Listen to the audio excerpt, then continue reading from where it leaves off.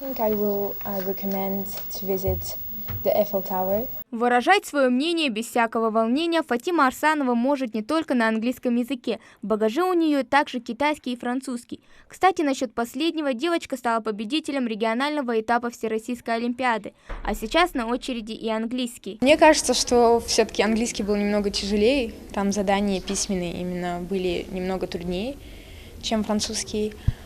Вот, устная часть. Сейчас мы проходим устную часть по английскому, и она тоже немного сложная. До этого готовилась, немного в интернете искала, какие задания могут быть в таких олимпиадах.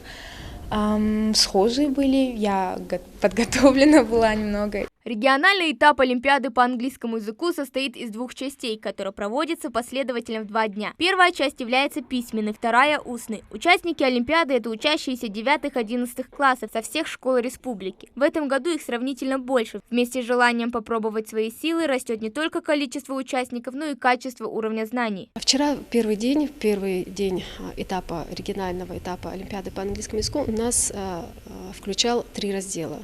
Надо сказать, что дети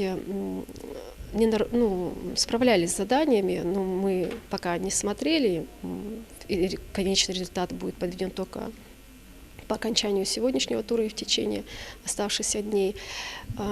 Но если сказать в общем, я наблюдаю, что дети каждый год все сильнее и сильнее. Английский – это международный язык, где навык общения с представителями других культур особенно важен, поэтому многие ученики выбирают его. К слову, Халид Исмаилов считает, что каждый должен уметь понимать английскую речь, чтобы в будущем не возникло никаких проблем. Термины у нас на английском языке, и тем более врачи должны идти на стажировки за границу, потому что я не знаю, буду из России врачом, возможно, в США поеду врачом.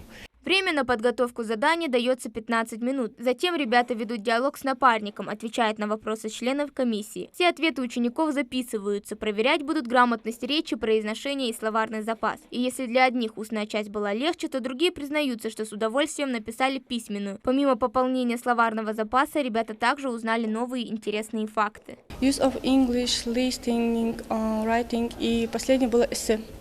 Написать эссе. И Use of English 40 заданий, я думаю, это было сложнее, чем ЕГЭ, потому что первые 10 заданий там были про знание стран, английских стран.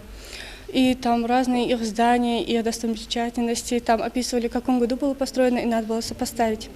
Там был дан список с этими заданиями, надо было сопоставить, какое здание было в каком году построено. Опыт, полученный при участии в Олимпиадах, играет не последнюю роль в достижении хороших результатов, а лучшие из лучших получают возможность после окончания школы получить дополнительные баллы для поступления в университет. Хава Гагиева, Адам Далаков, Новости 24.